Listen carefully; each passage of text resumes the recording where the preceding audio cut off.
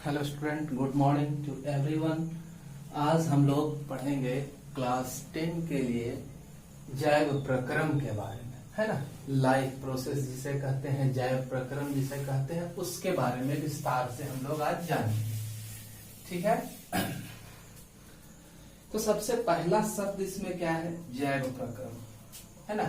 First शब्द क्या है? जैव प्रक्रम है। और इस शब्द को समझने के लिए जैव का मतलब क्या हुआ? जीवित से। जैव का मतलब जीवित से है। अब जीवित को अच्छे तरीके से समझने के लिए हम लोग पहले सजीव और निर्जीव को देखते हैं, है ना। सजीव और निर्जीव को हम लोग देखते हैं। ठीक है। तो सजीव और निर्जीव को समझने के लिए, सजीव किसे कहते हैं, है ना।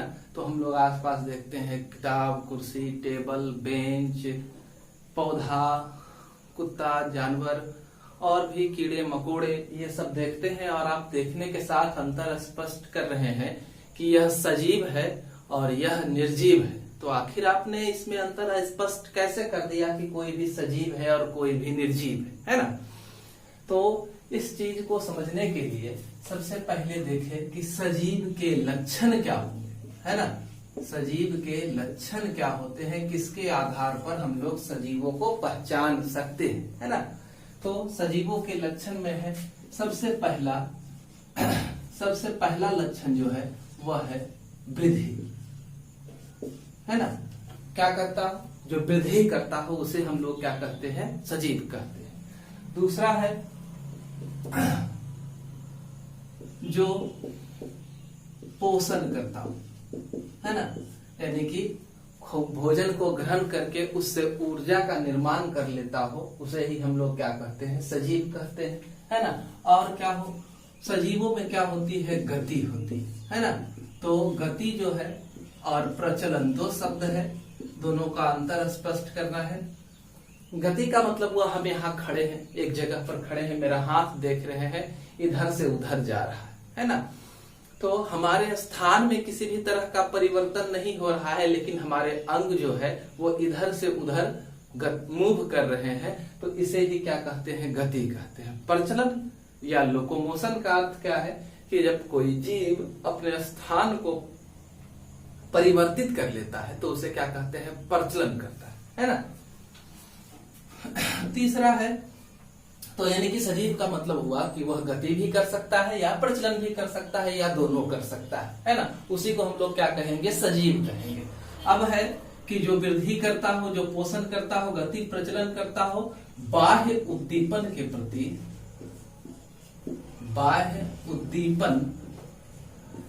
प्रति अनुक्रिया व्यक्त करता हो, है ना। बाह्य उद्दीपन के प्रति क्या करे? जो अनुक्रिया व्यक्त करे उसे ही हम लोग क्या कहते हैं? सजीव कहते हैं, है ना। सजीव होने के लिए आवश्यक क्या है कि वह, जैसे कि हम लोग हैं, सूर्य का प्रकाश है, ठंडा, गर्मी, है ना, ये सब का एहसास हम लोगों को होता है। उसी तरह से पौधे भी तो सजीव है। तो पौधे में भी क्या होता है कि पौधे को अगर गमले में हम लोग लगा दे, घर के अंदर खिड़की के पास, तो सारे पत्तियां जो है वो बाहर की ओर निकल जाती है, तना बाहर की ओर निकल जाता है। तो प्रकाश के प्रति वह क्या कर रहा है? गति कर रहा है। जड़ जो है जमीन के अंदर और पानी की गहराई को खोजने के लिए आगे बढ़ता जाता है। तो पौधा अपने स्थान पर स्थित है, लेकिन उद्दीपन उसमें हो रहा है प्रकाश, तापमान, है ना, आदि के कारण। उसमें वाष्पोत्सर्जन की प्रक्रिया होती है, जल वाष्प को मुक्त करता है। तो ये सब क्रियाएं होती है, जिसके द्वारा हम लोग पहचानते हैं कि वह क्या है? सजीव है। इसके अलावा वह क्या कर सकता हो? प्रजनन को संपन्न कर सकता हो, है ना। वो क्या कर सकता हो? प्रजनन को संपन्न कर सकता हो, अपने जैसे जीवों का निर्माण कर सकता हो। तब भी हम क्या कहते हैं कि वह क्या है? सजीव है ना। ये सब सजीव के लक्षण है। सजीव को हम लोग इसी आधार पर पहचानते हैं। ठीक है। सजीव को हम लोगों ने समझा, सजीव के बारे में पूरा विस्तार से हम लोगों ने जाना, है ना, कि क्या सजीव है, कैसे हम लोग किसी भी पदार्थ को कह सकते हैं कि सजीव है। इसके अलावा सजीव में एक और है कि वह जीव द्रव्य का निर्माण कर सकता है ना, क्या कर सकता है, जीव द्रव्य का निर्माण कर सकता है, जिसको साइटोप्लाज्म कहते हैं, कोशिका द्रव्य कहते हैं। तो उसका निर्माण करता है, नई नई कोशिकाओं के लिए, है ना, वो इसका निर्माण करता है। ठीक है, तो हम जानते हैं जीव के निर्माण के लिए आवश्यक क्या है कि जीवों के निर्माण के लिए डिफरेंट बहुत तरह के रसायन आपस में जुड़ करके न्यूक्लियो प्रोटीन, है ना, डीएनए आरएनए जैसी रचनाओं का निर्माण करते हैं, जिसी से क्या होता है, जीव बनता है। ठीक है, जीव के निर्माण के लिए क्या चाहिए, न्यूक्लियो प्रोटीन वगैरह होना चाहिए उसमें। ठीक है, अब जैव प्रक्रम को देखिए कि जैव प्रक्रम क्या है।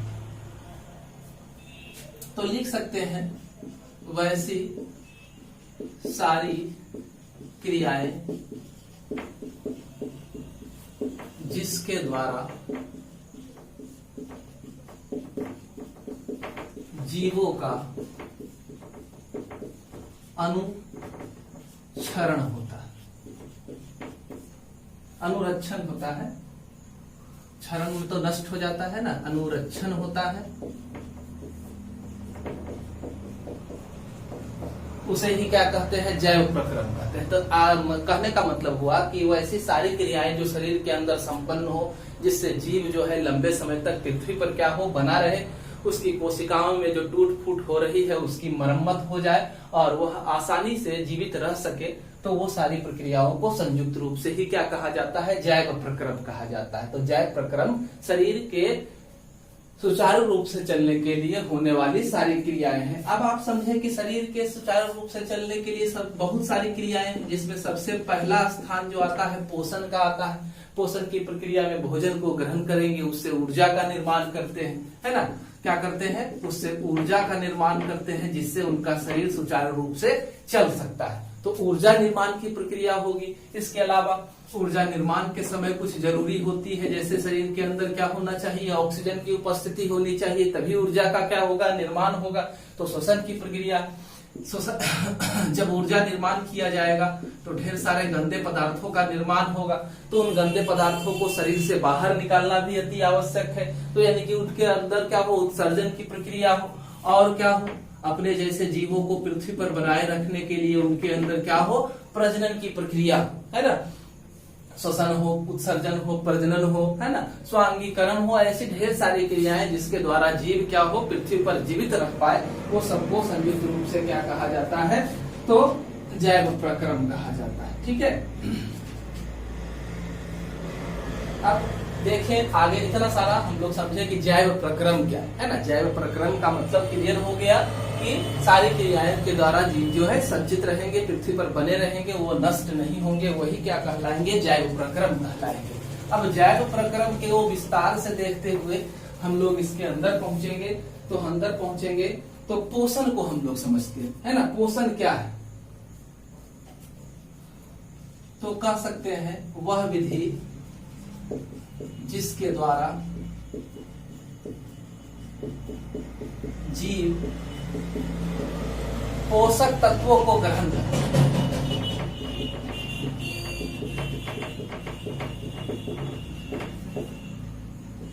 उससे ऊर्जा का निर्माण करेंगे।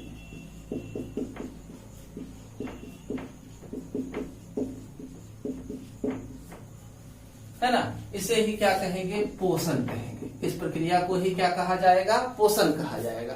तो क्या करते हैं, जीव भोजन को ग्रहण करते हैं और भोजन के अंदर ही क्या होते हैं, पोषक तत्व मौजूद होते हैं।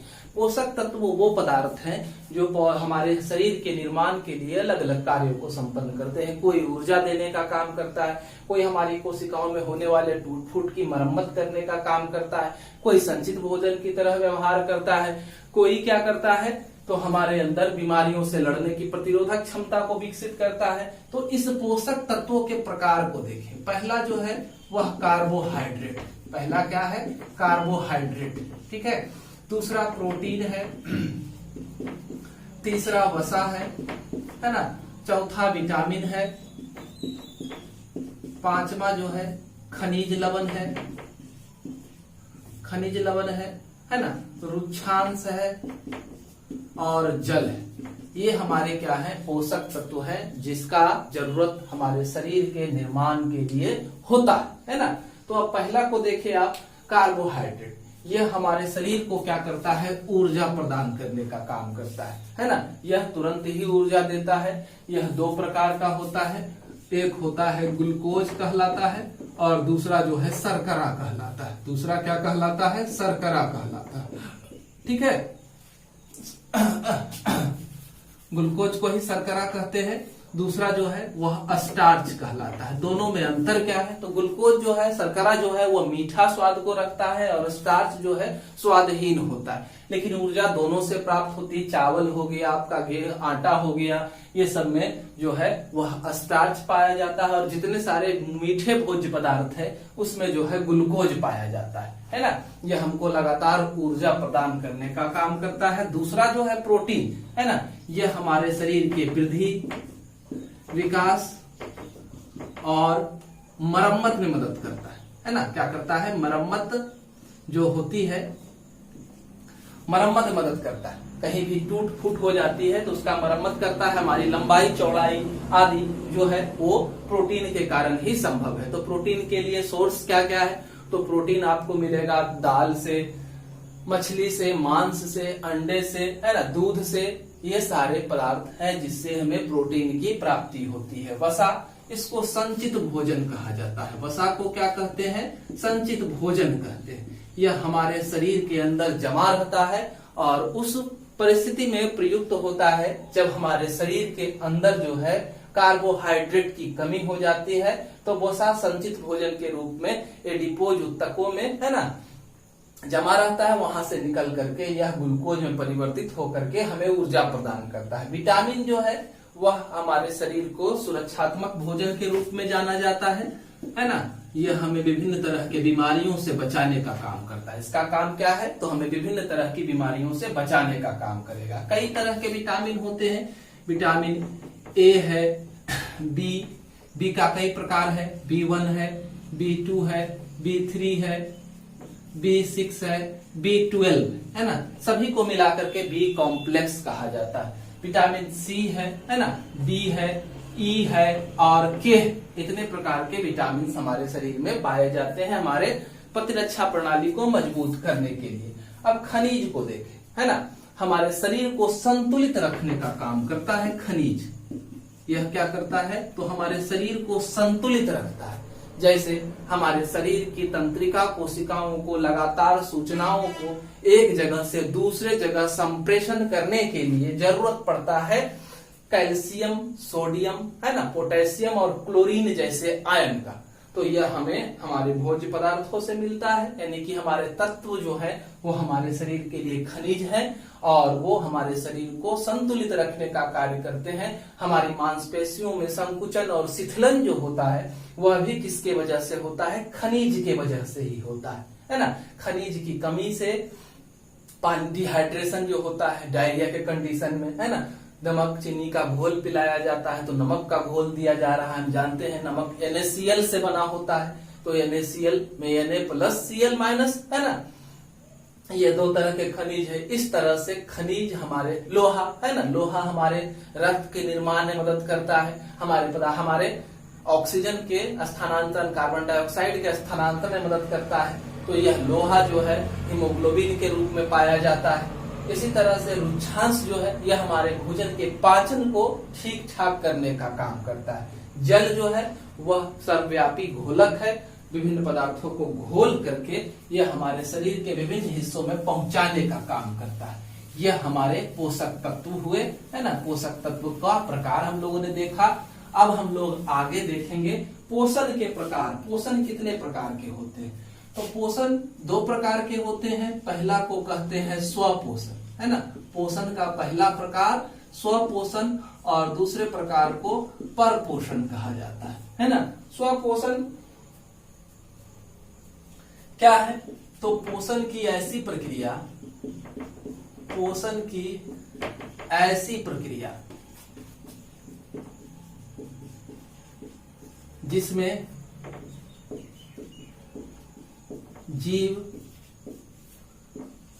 अपने भोजन का निर्माण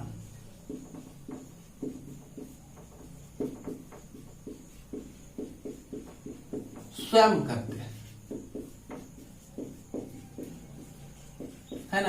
यह ऐसी प्रक्रिया है जिसमें जीव किसी दूसरे पर आश्रित नहीं होगा।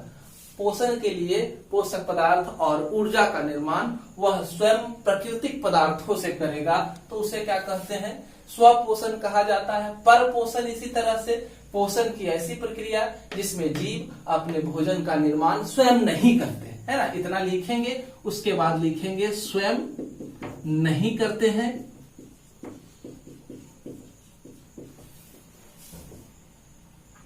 पोषण के लिए पौधे या अन्य जंतुओं पर आश्रित रहते हैं।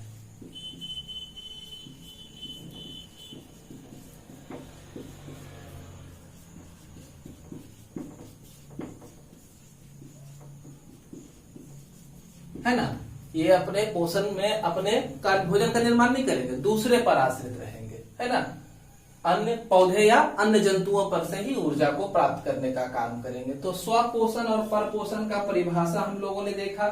स्वपोषण और परपोषण जो है, स्वपोषण कितना प्रकार का है तो इसको पहले देखते हैं। स्वपोषण कितना प्रकार का है तो पहला है प्रकाशीय स्वपोषण, प्रकाशीय स्वपोषण, और दूसरा है रासायनिक स्वपोषण, है ना। दूसरा क्या है, रासायनिक स्वपोषण, ठीक है। और ये जो है प्रकाशीय स्वपोषण, दोनों में क्या अंतर है। प्रकाशीय स्वपोषण जो है, प्रकाशीय स्वपोषण में जीव जो है सूर्य के प्रकाश की उपस्थिति में अपने भोजन का निर्माण कर लेते हैं, और रासायनिक स्वपोषण में जीव जो है वह रासायनिक पदार्थों को तोड़कर अपने ऊर्जा का निर्माण कर लेते हैं, ठीक है। तो ये स्वपोषण के दो प्रकार हुए, है ना। हम दोनों को डिटेल में देखेंगे। इससे पहले चले जाते हैं कहा, तो परपोषण पर, ठीक है। परपोषण पर चले जाते हैं और परपोषण को देखते हैं। तो परपोषण में देखें कि जीव जो है दूसरे पर आश्रित रहेंगे और वहीं से पोषण को प्राप्त करने का काम करेंगे। तो परपोषण कई तरह का होता है। पहला जो है यह मृत जीवी पोषण, मृत जीवी पोषण, है ना। कह सकते हैं पोषण की इस प्रक्रिया में, पोषण की इस प्रक्रिया में जीव सड़े गले और मृत पदार्थों पर आश्रित होते हैं।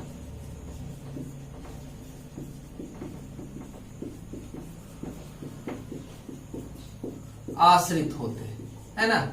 मतलब इनको ऊर्जा की प्राप्ति कहां से होती है, तो सड़ा गला और मृत पदार्थ से ही इनको अपनी ऊर्जा की प्राप्ति होती है। जैसे जीवाणु है, कवक है और प्रोटोजोआ है ना। ये तीन जो है वो क्या कहलाते हैं, मृत जीवी पोषण के अंतर्गत आते हैं, और ये सड़े गले जीवों से लेते हैं। जैसे हम लोग कवक को देखते हैं, रोटी का टुकड़ा आपने देखा होगा, ब्रेड को देखा होगा, है ना। तो इसके ऊपर क्या देखते हैं कि फफूंद लग जाता है, कहते हैं कि भुआ गया है। इसका मतलब क्या हुआ, इसका मतलब हुआ कि नमी की उपलब्धता के कारण कवक के बीजाणु जो होते हैं उसके ऊपर आ जाते हैं और उससे पोषक तत्व को प्राप्त कर वृद्धि करते हैं। तो वो जो है मृत जीवी पोषण का प्रकार है ना। जीवाणु भी वही करता है, प्रोटोजोआ के कुछ प्रजाति जो है वैसा ही करते हैं, ठीक है। सड़े गले जीवों से भोजन को प्राप्त करते हैं। अब है कि ये सड़े गले पदार्थों को हमारे वातावरण से हटाने का काम करते हैं। इस वजह से इनको क्या कहा जाता है, इन तीनों जीवों को क्या कहा जाता है, अपघटक भी कहा जाता है। इनको क्या कहते हैं, अपघटक कहते हैं। इसलिए कहते हैं क्योंकि यह पृथ्वी पर से सड़े गले जीवों को नष्ट करते हैं, पोषक चक्र को बनाए रखते हैं हमारे वातावरण में। यह जैसे इनको नष्ट करेंगे, है ना, तो ये वापस कहाँ मिल जाएगा, मिट्टी में मिल जाएगा, और मिट्टी से पुनः पौधे उसे प्राप्त कर लेंगे, है ना। तो कह सकते हैं पोषक चक्र को ये बनाए रखने में मदद करते हैं, यह अपघटक कहलाते हैं। और यह प्रक्रिया जिसके द्वारा सड़े गले पदार्थों को नष्ट किया जाता है ना, यानी कि मृतजीवी पोषण, वह अपघटन के नाम से भी जाना जाता है ना। यह हुआ मृतजीवी पोषण में हम लोगों ने देखा। उसके बाद है दूसरा परजीवी पोषण, है ना। इसका दूसरा प्रकार जो है वो क्या है, परजीवी पोषण।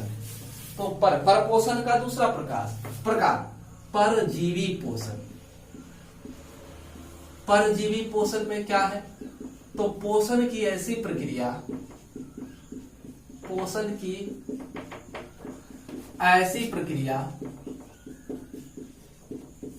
जिसमें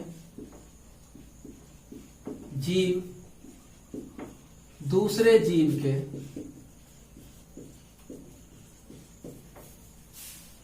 शरीर पर या में रहकर पोषण प्राप्त करते हैं, है ना। इसमें क्या होगा, तो परजीवी पोषण में कोई भी जीव दूसरे जीव के शरीर के ऊपर रहेगा, है ना, या फिर अंदर रह करके पोषक पदार्थों को सोखने का काम करेगा। जैसे हमारे पेट में जोंक का होना, जिसका नाम है एस्केरिस लुम्ब्रिक्वाइड है ना, टैप वर्म है, हुक वर्म है, पिन वर्म है, ये सारे कीड़े हैं, है ना, प्लेटीहेल्मुंथ समुदाय के। और यह हमारे शरीर के अंदर रह करके, हमारे स्मॉल इंटेस्टाइन में रह करके वहां से पोषक पदार्थों को डायरेक्टली अवशोषित करते हैं, है ना। तो इस तरह के परजीवी जो हैं वह क्या कहलाएंगे, अंतः परजीवी, जो शरीर के अंदर रह करके पोषण को प्राप्त करने का काम करते हैं। नाम याद रहा, है ना, फीता कृमि, गोल कृमि, है ना, और क्या है, पिन वर्म है ना, पिन वर्म, हुक वर्म, ये सारा नाम है जो कि हमारे शरीर के अंदर रहते हैं। माथे के ऊपर जू का रहना, है ना, लाइस जिसको कहते हैं, टिक है, चिमोकन वगैरह जानवरों के ऊपर देखते हैं, तो वह बाह्य परजीवी हुआ, शरीर के ऊपर रह करके पोषण को प्राप्त कर रहा है। पोषण की लिख सकते हैं यहाँ पर इसी से मिला करके, पोषण की ऐसी प्रक्रिया जिसमें जीव दूसरे जीव के शरीर के ऊपर रहते हैं और वहीं से पोषण को प्राप्त करते हैं, तो यह क्या कहलाएगा, बाह्य परजीवी कहलाएगा, है ना। तो यह हुआ परपोषण का प्रकार। जो एक इसमें क्या है, होस्ट है, आसरा देता है, और दूसरा गेस्ट है, जो किसी के शरीर में आकर के रहता है ना। ये हुआ परजीवी पोषण।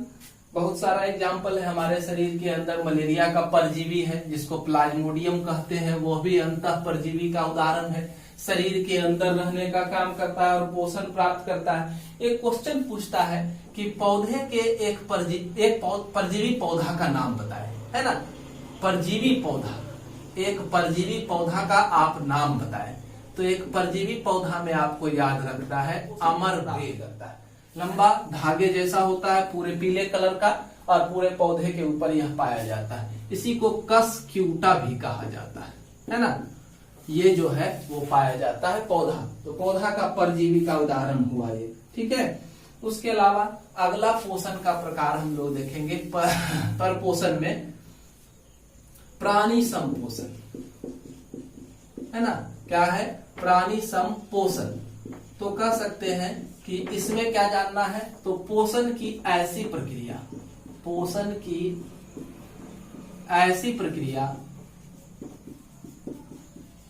जिसमें जीव एक बार ढेर सारा तरल या ठोस पदार्थ को भोजन के रूप में ग्रहण करता है, भोजन के रूप में ग्रहण करता है ना, और पाचन के उपरांत उससे पोषण प्राप्त करता है। पाचन के उपरांत उससे पोषण प्राप्त करता है, यानी कि ऊर्जा प्राप्त करता है ना। तो इस प्रक्रिया को क्या कहा जाएगा, प्राणी संपोषण कहा जाएगा, ठीक है। भोजन का अंतर ग्रहण करेंगे, पाचन होगा, स्वांगीकरण होगा, तब जाकर के गंदे पदार्थों को शरीर से बाहर निकालने की प्रक्रिया होगी, यानी बहिष्करण होगा। तो उसे क्या कहते हैं? प्राणी संपोषण कहते हैं। इसमें जितने सारे विकसित जीव आते हैं वो सारे है ना, जैसे मनुष्य है, कुत्ता है, बिल्ली है ना, ये सब खाना एक बार खाते, हमेशा नहीं खाते रहते हैं, एक बार खाते हैं और उसका पाचन करके उससे ऊर्जा का निर्माण करते हैं। तो ये प्राणी संपोषण हुआ, है ना। अब हम लोग देखेंगे किसको? तो हम लोग देखेंगे पौधे में पोषण को, और दो पढ़े थे, है ना, स्वपोषण का प्रकार दो पढ़े थे। तो एक था प्रकाशीय स्वपोषण, दूसरा रासायनिक स्वपोषण। तो पहले रासायनिक को ही देखते हैं, उसके बाद प्रकाशीय स्वपोषण को देखेंगे। तो रासायनिक स्वपोषण में क्या होता है? रासायनिक स्वपोषण में यह सामान्यतः प्रोकैरियोटिक कोशिकाओं वाले जीवों में होता है। इसमें क्या होता है कि जीव रासायनिक पदार्थ को, जैसे कि हाइड्रोजन सल्फाइड हो गया, मीथेन हो गया, है ना, अमोनिया हो गया, ये सब को तोड़ करके अपना ऊर्जा का निर्माण करते हैं। जीव छोटे होते हैं, कम ऊर्जा में भी इनका काम चल जाता है और इस वजह से ये ऐसा करते हैं। इसको कहते हैं हाइड्रोजन सल्फाइड बैक्टीरिया।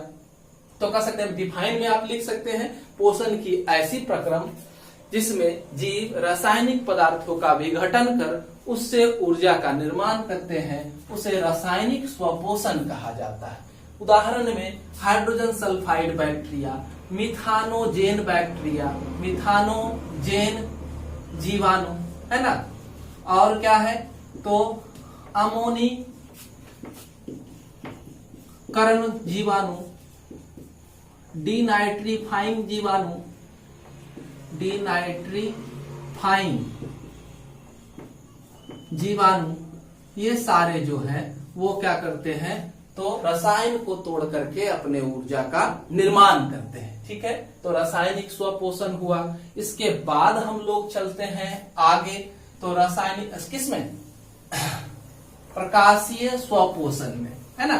प्रकाशीय स्वपोषण को देखते हैं। तो प्रकाशीय स्वपोषण की प्रक्रिया को हम लोग क्या कहते हैं? प्रकाशीय स्वपोषण की प्रक्रिया को क्या कहा जाता है? तो प्रकाशीय स्वपोषण को प्रकाश संश्लेषण के नाम से भी जाना जाता है। इसे क्या कहते हैं? प्रकाश संश्लेषण कहते हैं। यह सामान्यतः कहाँ होता है? तो हरे पौधे में होता है। इसके लिए क्या चाहिए? तो सबसे पहले ये देखें, एक पत्ती है ना,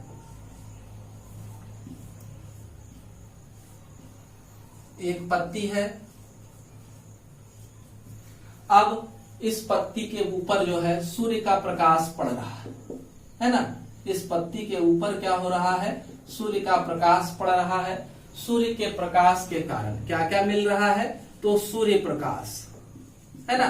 क्या मिल रहा है इसे? सूर्य का प्रकाश मिल रहा है। इस पौधे ने अपने छोटे छोटे छिद्रों के द्वारा, जो कि पत्ती के में मौजूद होते हैं, जिसे स्टोमाटा कहते हैं, उसके द्वारा कार्बन डाइऑक्साइड को अवशोषित करता है।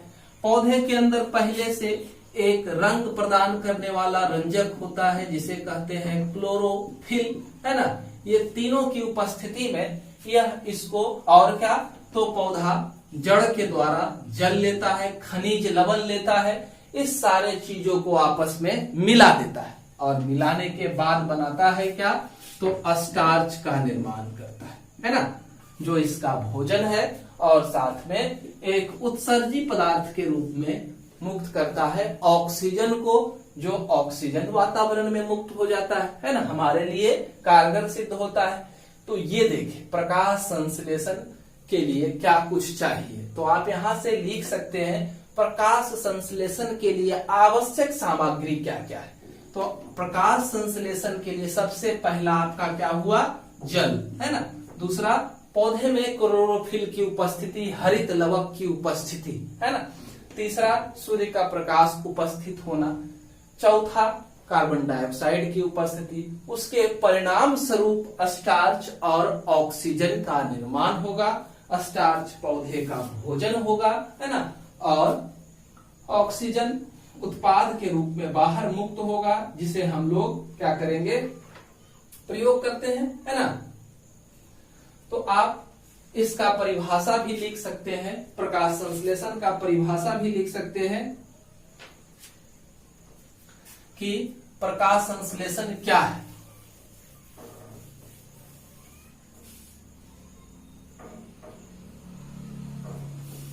एक ऐसी प्रक्रिया जिसमें हरे पौधे सरल अकार्बनिक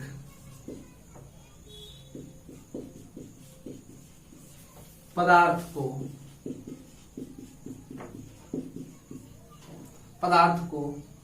जल को जटिल कार्बनिक पदार्थ में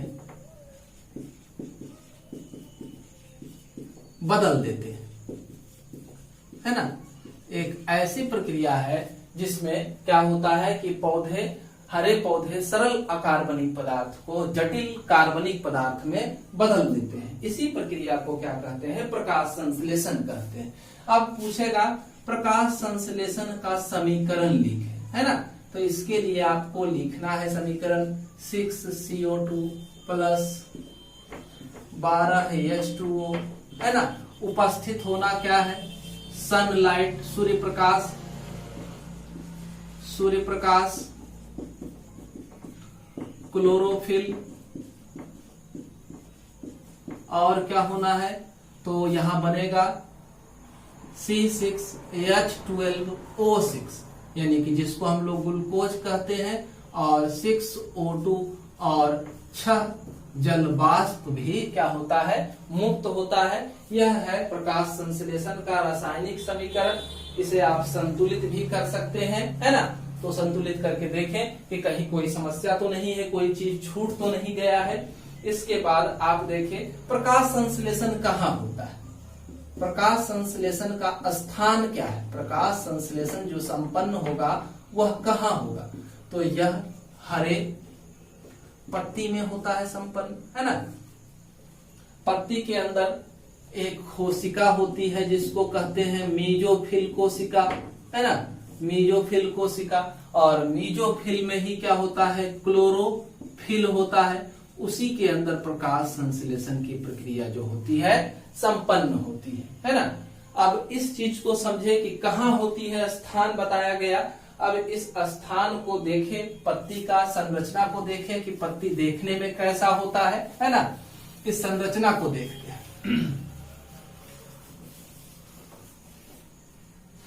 तो पत्ती की संरचना इस तरह से है।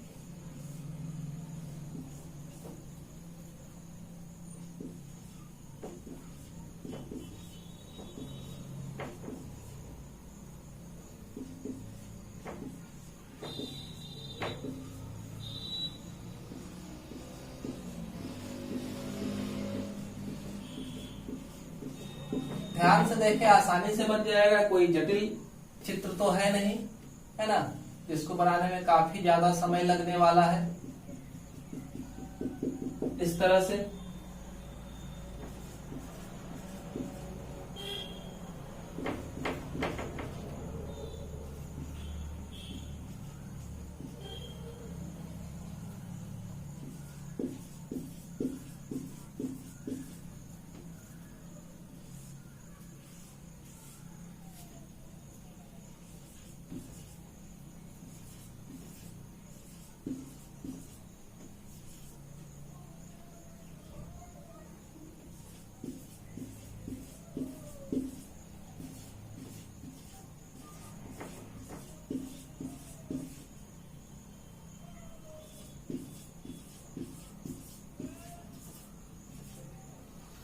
ये आपका संरचना तैयार हो गया।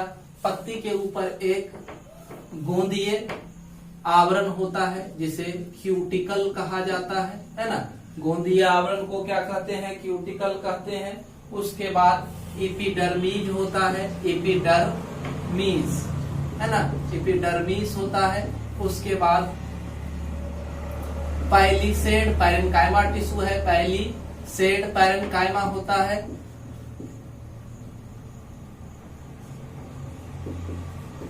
उसके बाद ये सब जो है स्पंजी पैरेन्काइमा है ना। यहाँ जाइलम है, और क्या है, फ्लोएम है ना।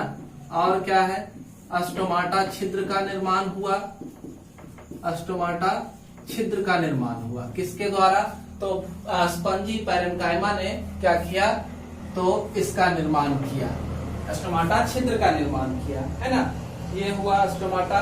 तो यह पत्ती की आंतरिक संरचना है जिसमें सारे भाग आपको दिखाई दे रहे हैं, पत्ती की आंतरिक संरचना जिसमें सारे भाग दिखाई दे रहे हैं, ठीक है। इसी के अंदर जो है क्या होता है, प्रकाश संश्लेषण की प्रक्रिया होती है। अब आपने देखा, आपको बताया गया कि क्लोरोफिल काफी इंपॉर्टेंट है, तो आपने लवक की संरचना को पिछले क्लास में पढ़ा था 9th में। तो लवक की संरचना को यहाँ थोड़ा सा बना करके दिखा रहा हूं। तो ये देखिए लवक की संरचना है,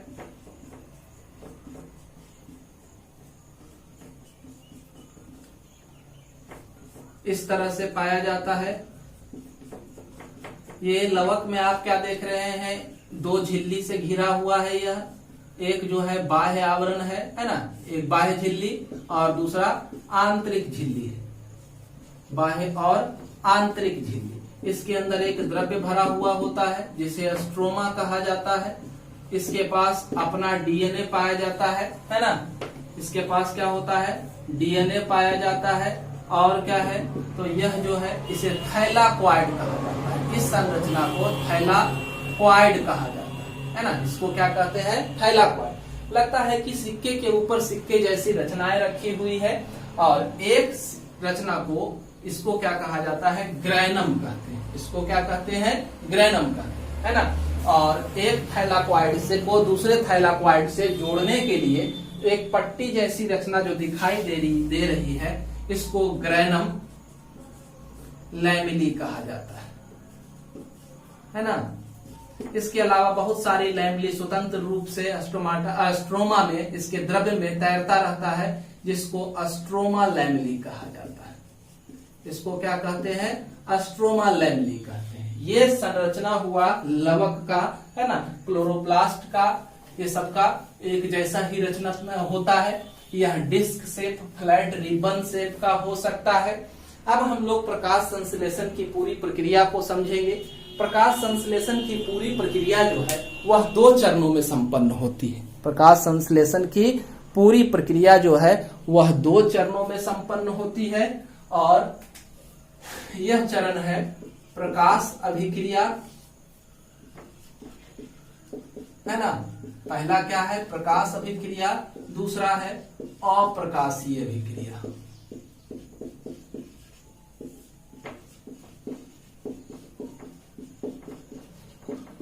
तो दोनों को समझे। प्रकाशीय को लाइट रिएक्शन, इसको डार्क रिएक्शन कहा जाता है। प्रकाशीय अभिक्रिया, प्रकाशीय अभिक्रिया जो होती है पत्ती के ग्रैनम में, ये जो थैलाकॉइड आप देख रहे हैं इसके अंदर संपन्न होती है ना। अप्रकाशीय अभिक्रिया जो है वह स्ट्रोमा के अंदर संपन्न होता है, और प्रकाशीय अभिक्रिया ग्रैनम के अंदर संपन्न होती है। कंफ्यूजन नहीं होना है ना। अब देखना है कि प्रकाशीय अभिक्रिया में क्या होता है। पत्ती के ऊपर जैसे ही सूर्य का प्रकाश पड़ता है ना, सूर्य के प्रकाश के कारण जो ऊर्जा जाती है वह पहुंच जाती है इसके ग्रैनम में, और ग्रैनम के अंदर पहुंचने के बाद वहां पर यह उसके इलेक्ट्रॉन विचलित हो जाते हैं, और जिसके फलस्वरूप हमारा क्या होता है, जिसके फलस्वरूप पहला काम जो होता है वह होता है फोटोलाइसिस, है ना। प्रकाशीय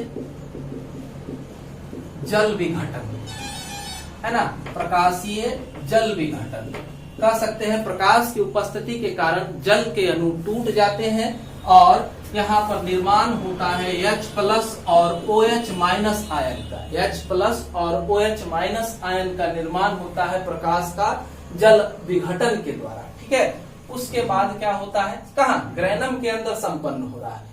हमारी पत्तियों में पहले से मौजूद होता है एक चीज, है ना, हमारी पत्तियों में पहले से मौजूद होता है एक चीज जिसे क्या कहते हैं, जिसे कहा जाता है NADP, है ना। इसका पूरा नाम है निकोटिनामाइड, निकोटिनामाइड एडिनिन डाइफॉस्फेट, है ना।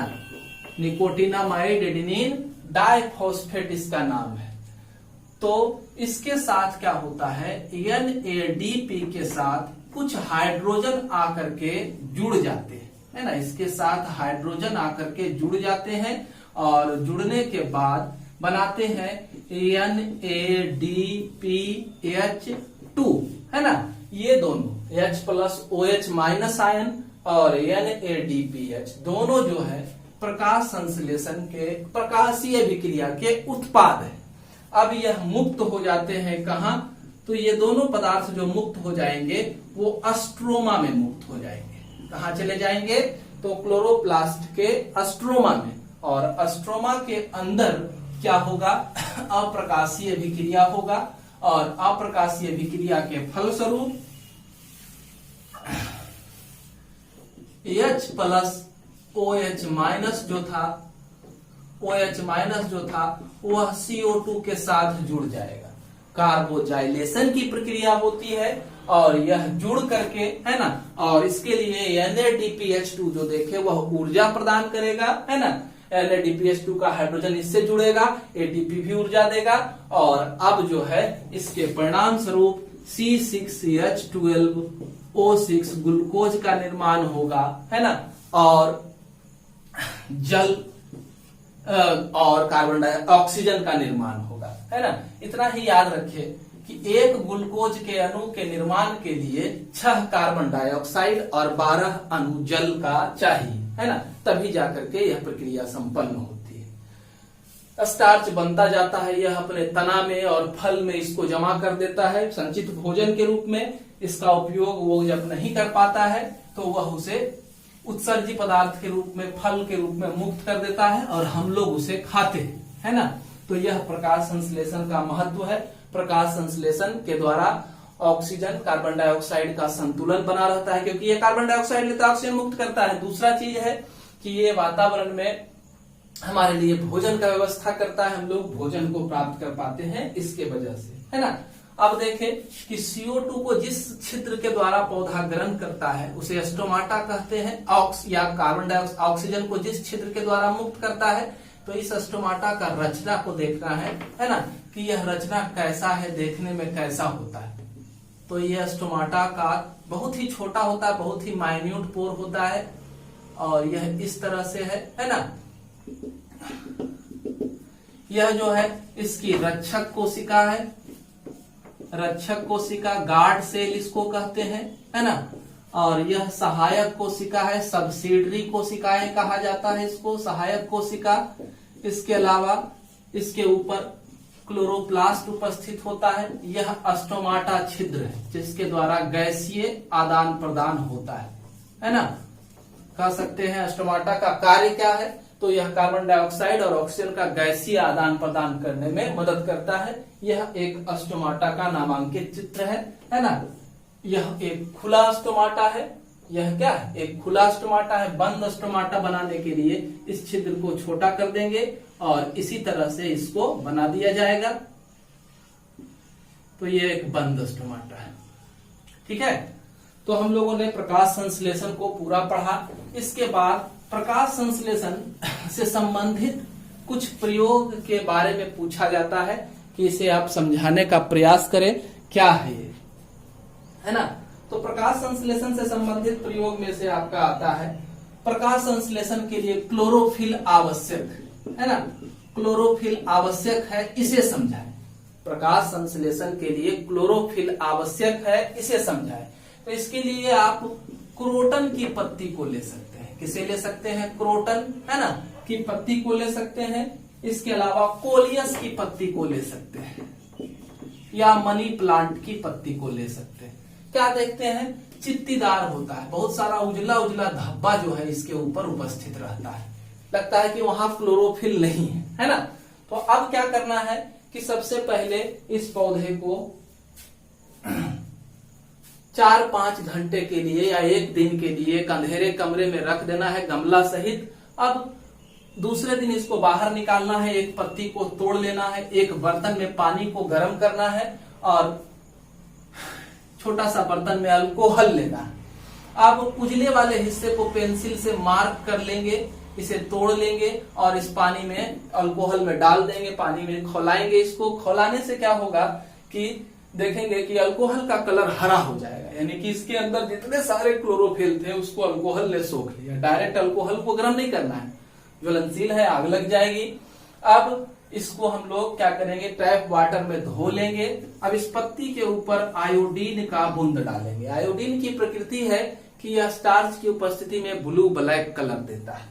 जैसे ही हम डालेंगे तो जहां पर हरा रंजक था वहां पर ब्लू ब्लैक कलर बनेगा और जहां पर उजला हिस्सा था वहां ब्लू ब्लैक कलर नहीं बनेगा। यानी कि इससे साबित हुआ कि क्लोरोफिल सूर्य प्रकाश के लिए, प्रकाश संश्लेषण के लिए आवश्यक है। प्रकाश संश्लेषण की प्रक्रिया क्लोरोफिल की उपस्थिति के बिना पूरी नहीं हो सकती है। दूसरा है कि CO2 प्रकाश संश्लेषण के लिए जरूरी है या नहीं, इसे समझाएं। तो इसके लिए भी हम लोग एक गमला वाला पौधा लेंगे जिसकी पत्ती जो है कैसी हो, थोड़ी लंबी होनी चाहिए पत्ती, है ना। अब क्या करेंगे, एक बोतल में घुसाना है हमको, है ना। इस तरह से एक बोतल रहे, है ना, एक बोतल है ये, इसके अंदर जो है इसको डालना है ना। यहां पर कॉर्क से इसको टाइट कर देना है और इस बोतल के अंदर पहले से KOH भरा हुआ रहेगा, है ना। और ये पूरी तरह से बंद हो गया। अब इसको धूप में रखना। KOH की खासियत है कि सारा CO2 को ये सोख जाता है ना। तो पौधे के इस हिस्से को, पत्ती के इस हिस्से को कार्बन डाइऑक्साइड नहीं मिलेगा, तो कार्बन डाइऑक्साइड नहीं मिलेगा। फिर इसको तोड़ के 5-6 घंटा बाद तोड़ करके इसमें डालेंगे और डालने के बाद उबालेंगे और फिर आयोडीन का सॉल्यूशन डालेंगे तो देखेंगे कि इतना हिस्सा जो है वह ब्लू ब्लैक कलर नहीं बनाया, क्योंकि इसको CO2 नहीं मिला, इधर बना और इधर नहीं बना। तो इस तरह से CO2 आवश्यक है, इसकी पुष्टि होती है ना। ये प्रयोग काफी महत्वपूर्ण है, इसको ध्यान रखेंगे। अगर चैनल को सब्सक्राइब नहीं किया है तो बेल आइकॉन बटन दबाएं, सब्सक्राइब करें, वीडियो पसंद आए लाइक करें, है ना।